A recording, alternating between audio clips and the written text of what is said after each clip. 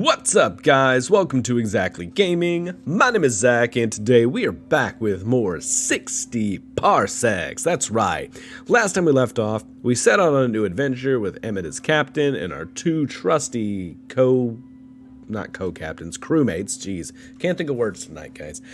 We set out with them again. We were trying to get to Mutopia. We passed Robotopia, I believe, then passed a spaceship, the UFO, and now we are just wandering through space aimlessly. These two were hurt after hitting an asteroid. He got healed, and we're working on a first aid kit, so that's where we are.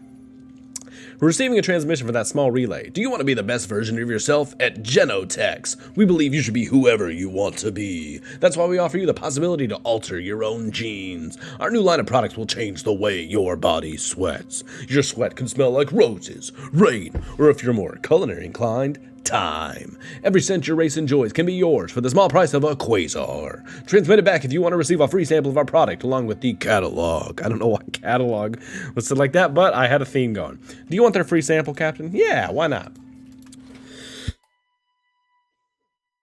Let's get that free sample. I'm all about free samples. Hey, Mutopia! You decided to accept a free sample of a product that would alter your sweat. A capsule was shot to us from the relay. It contained a vial of liquid, which you bravely swallowed in one gulp. Nothing happened. The capsule also contained a free gift in the form of a first aid kit, completely unnecessary according to the leaflet, and Captain, it's clear the whole thing was a bust, so please stop smelling your own armpits already. They really don't smell like pina coladas at all, sadly. You're still hungry? Alright. Baby appears weak. He's getting worse by the hour. Yeah. Baby, we got you, man. We got you. Don't you worry. Here's the first aid kit. We're going to work on another... Oh, fuck, I don't have the resources for a first aid kit. Oh, no, he's going to use it. So, Tom, yeah, everyone's fine. Baby, are you starving already? No, you're just hurt. Okay, but you're using that. Pay attention, Captain, since this is a doozy. We are approaching a celestial body that appears to be a planet. My scanners detect no life, but some structures on the surface suggest that it was inhabited at one point. The climate is harsh and unwelcoming, but even that beats being stranded in space, right?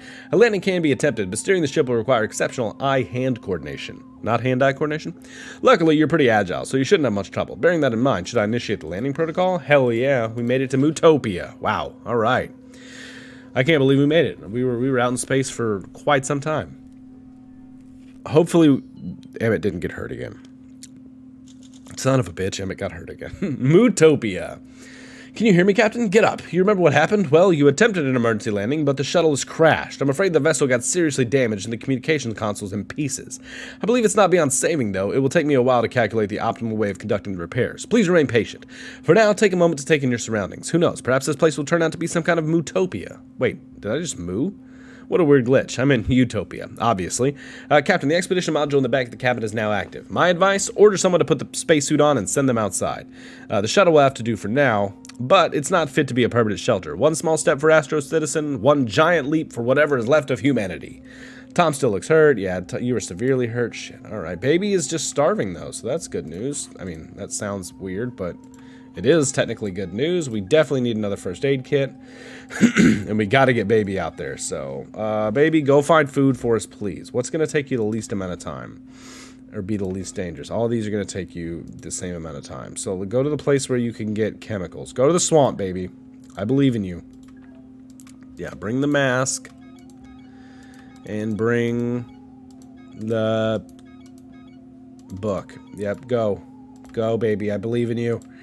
Captain, we were able to detect transmissions of an unknown origin. Unfortunately, the communications console was damaged during landing, and we cannot make anything out of them, or reply for that matter. We could hardwire a primitive field communicator to bypass the damaged subsystems and access the shuttle's external transmitter and receiver. Yeah, let's do that, sure. That's it. Yeah, I know exactly what you're talking about, and that's, yeah. I know words, guys. We'll do that. We'll do that. Day 25. Oh, shit. Where'd Captain go? That's not good. Great success, Captain. Great success. Always the Borat. The communicator attached to the communications console worked like a charm. I won't judge the aesthetics since we can finally receive and answer transmissions. Now what we need to do is wait for someone to contact us. Someone will find us. Eventually. You can tell Tom was amazed by what we achieved today. He almost smiled. There's hope, Captain. Baby ventured off to the swamp. Cross your fingers he comes back. Alright. Not really complaining. Okay. Did I already go for a walk? Hey, the window's cracked, so that's... Yeah, we had a rough landing, and we're completely out of food. I'm glad I finally convinced you to go for that short walk around the shuttle and stretch outside. You claim I forced you with my constant whining. It's for your own good, Captain. When you stepped outside, you noticed a small asteroid coming right at you. It looks like the airlock snapshot behind you, so you need to figure out a way to deal with the asteroid yourself. Will you dodge out of the way gracefully, or grab the nearest flat and heavy rock to act as a makeshift shield? Yeah, let's dodge. We're working on that first aid kit, too. Emmett can't take another hit, so hopefully he doesn't die. Day 26. You definitely dodged the asteroid's path, and when the dust settled, confirmed you're in one piece. On further inspection, the asteroid reminded you of a partially chewed bubblegum. This gave you a few ideas about the scale of the universe and its inhabitants that you weren't too keen to entertain. You should take care of your injuries, still feel hungry. Alright, we don't have any fucking food. Captain, don't alert Tom, but something got the drop on me. It appears to be some kind of droid. It just activated. A webbed sack on its back carries flotsam, metal scrap, bits of plants, and other oddities, including something which looks like a skull. It's extending its grip to open the airlock. Shall I secure the outer airlock door and deny the robot entry? No, let it in. What? Maybe it's bringing us food. You know what? We gotta take some risks here, because we're not doing great. If a giant spider robot wants in. Day 27. Despite the little droid's creepy approach, you decided not to secure the airlock. I must admit, I was dubious about such a course of action, but the machine turned out to be quite the resource. Once inside, it fluttered about, gathering up dust, metal shavings, and detritus. It whirred a little, then whirred out its little hand and then its other end, and popped out little orbs of material. One of which was a ball of edible organics, a snack. It finished cleaning up and left while you both sat munching its robo-poop. Still hurt? Alright, so we got the first aid kit down. He's hungry. Is he hurt even? He's hurt. He's hurt and weak, so we might... And do I have enough to make another first aid kit? I don't. So we might recycle... The atomic battery will give us chemicals so we can make another first aid kit. So we'll probably recycle that. Give him this first aid kit so he doesn't die. And the captain seems like he's still okay. The walls are closed again. You're growing paranoid. You're having constant invasive thoughts of going outside, even though you'd probably die. Someone has to tell you, Captain. You have shuttle fever. The good news is this is normal. Claustrophobia is inevitable in this situation. The bad news, the only cure is to find a way to entertain yourself. What do you want to do? Nothing. We don't... If the captain goes crazy, he can be crazy for a few days, but we got to get everybody healthy first. You did not try to cure your shuttle fever, and instead chose to wait it out. But this affliction is caused by waiting it out, so you only made it worse. Within hours, you and Tom were in a fist fight. The brawl lasted about a minute and made you realize two things. Fighting is dumb, and you have no idea how to do it.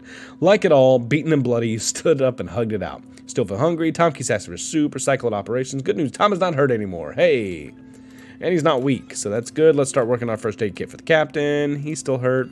Last night I was browsing through some designs of my beautiful machines. Never you mind why. Now pay attention. I found a food dispensing machine on board. All shuttles in the Astrocytica program were to be equipped with one. Ours is missing a lever, but apart from that, it seems functional. God, if Baby doesn't come back, we're all going to starve to death. I just came to that realization. So hopefully Baby's back in the next day. Also, I can't do anything about the food machine, so that's not great.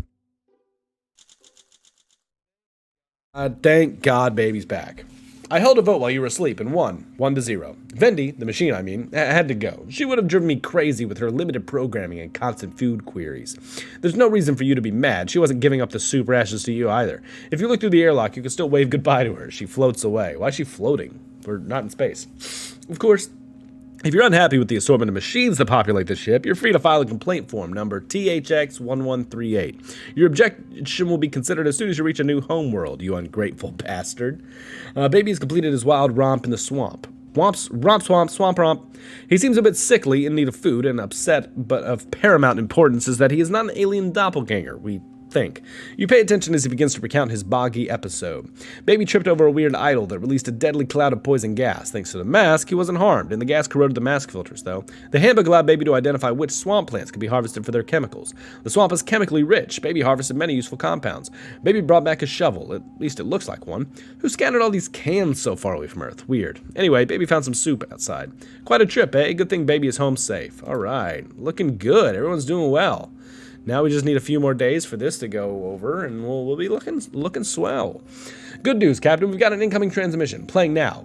Oh no, the communication's scrambled. The signal's not strong enough. Maybe someone could get on top of the ship and try to adjust the receiving dish. It's not a difficult job, but requires some agility. Who do you think will be the best suited for the job?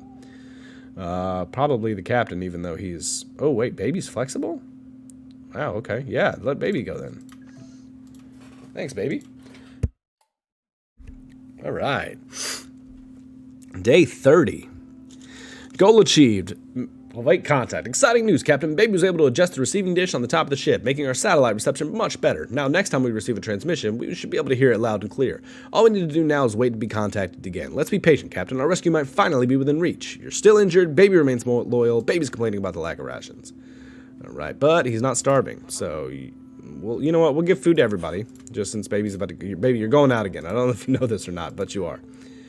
to the canyon, right? Or the cave. Which one's going to be better? Yeah, let's go to the cave. Go to the cave, baby.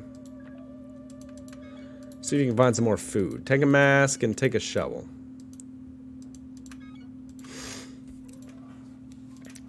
The shuttle's in danger, Captain. We are on the path of a vicious gale of nasty chemical composition which is threatening to sabotage our air filters. They need to be protected, but I lost their remote control due to micro damage from the winds. They had to be closed manually. Well, then we're not going to send baby out right now. We're going to actually just cancel that. We're going to cancel that real quick.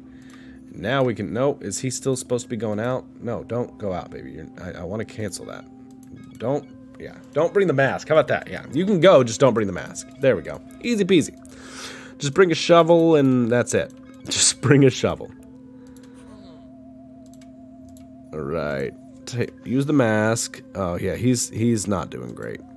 But hopefully, if he's alive by tomorrow, we can use the first aid kit and the captain will be saved. Day 31. That was a close one, Captain. It's a good thing you had the proper gear to get out there and manually close our air filters. Even with your mask, braving the toxic winds wasn't something you'd like to do ever again. The shuttle would get a bit stuffy before I had the chance to filter out any fresh air, or filter in any fresh air, but it beats suffocating to death. Once the winds pass over us, we'll reopen the filters and things will return back to normal. Baby went out to explore the caves. Keep your fingers crossed to see the light of day again. Alright, yep, let's use that first aid kit. And actually I'm gonna make food.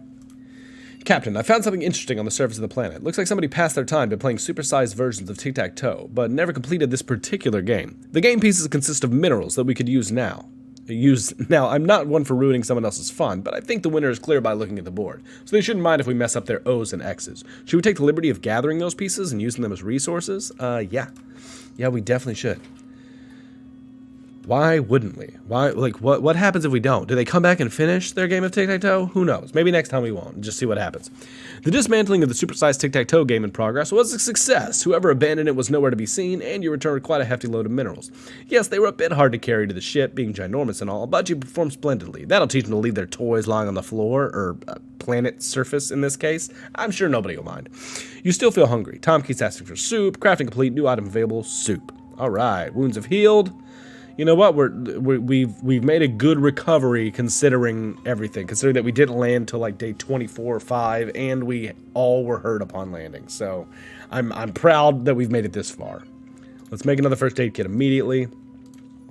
Captain, I'm detecting a troubling buildup of mental tension. Recommended course of action? Throw an epic party. I took the liberty of inviting myself, but of course your crewmate should join us too. Although you know what they say. Three's a crowd. How about we invite someone new, eh, Captain? Someone you don't know. Or we make ourselves a new companion. Yes! How do we do it? We use the mask.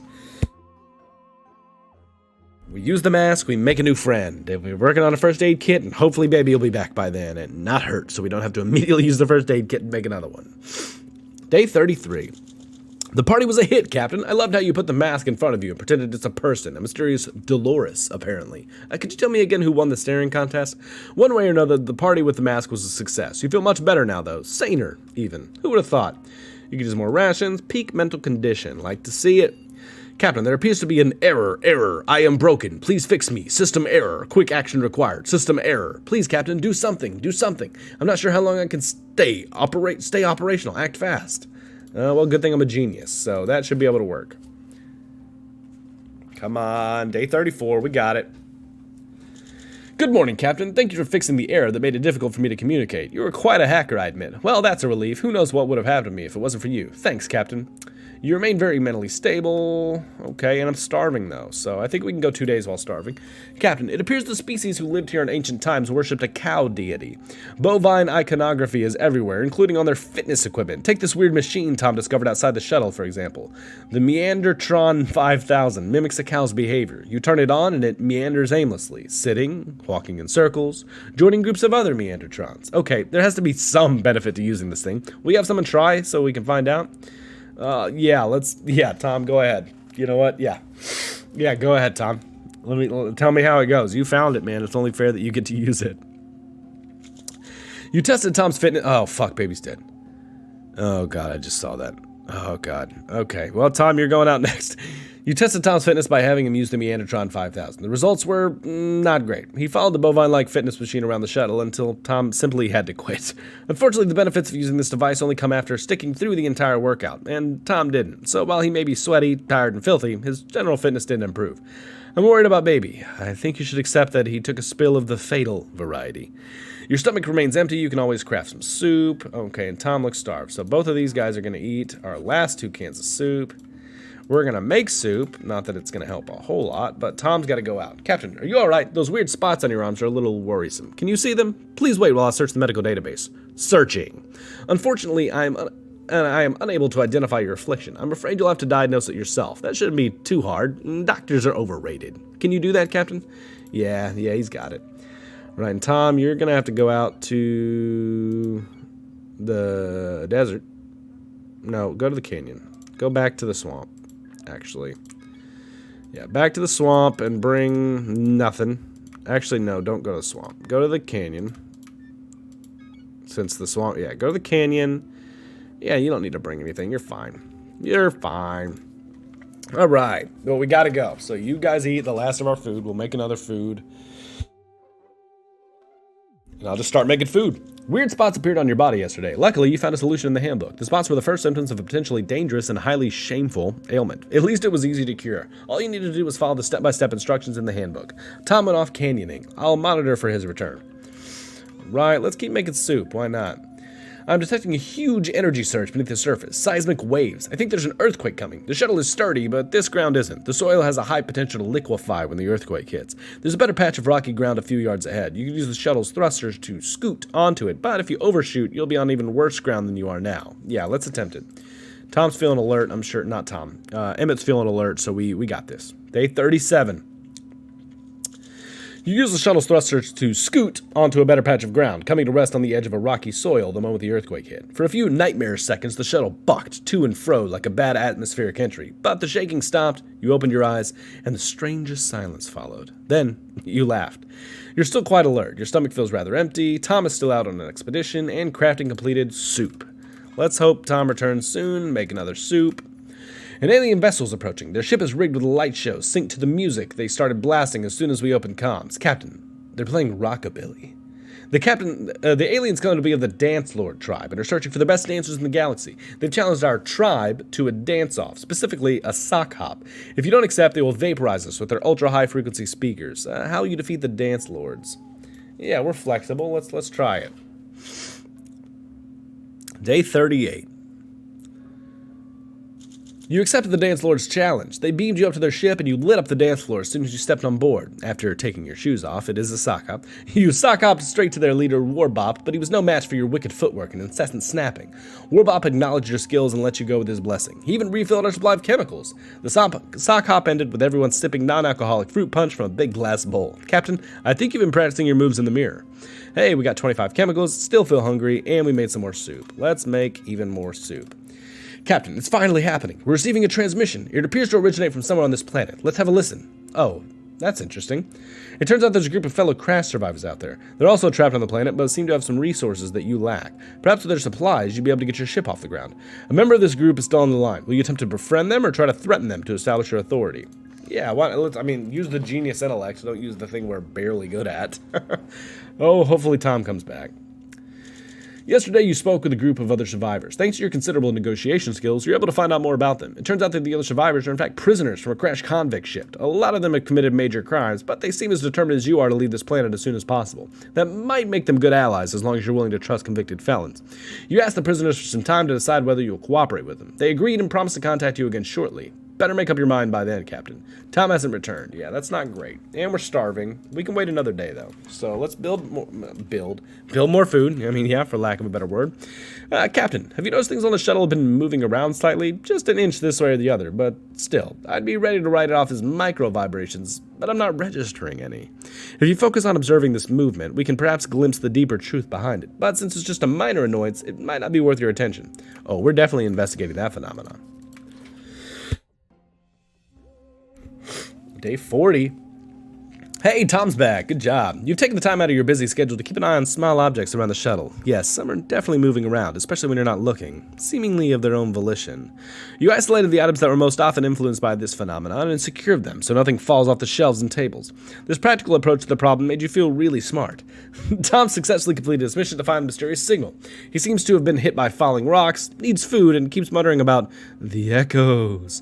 But our main concern is that he's alive. You clap your hands as he begins to vividly recall his gallivanting mission. The constant rock sliders gave Tom more than just a figurative headache. He found a cache of unused batteries in the canyon and siphoned their power. Later, Tom acquired an artifact. Who scattered all these cans so far away from Earth? Weird. Anyway, Tom brought back some soup. End of expedition report. Tom found conclusive proof of other human survivors on this planet, possibly from the future. Crafting completed. New item available. Captain, we've been detecting regular transmissions of an unknown origin for a while now. They're all concerned with a ship that landed here not long ago. I don't know what to alarm you, but they might be talking about us. Alright, well, we've got 9 cans of soup. Tom is weak and tired. He definitely needs the first aid kit. But I think I'm going to end that one here for the day, guys. We got to feed Emmett, and I will see you guys in the next episode. Let's see if we can make this work. Let's see if we can continue to discover Mootopia. R.I.P. baby. But Tom's got a lot more exploring to do. Bye.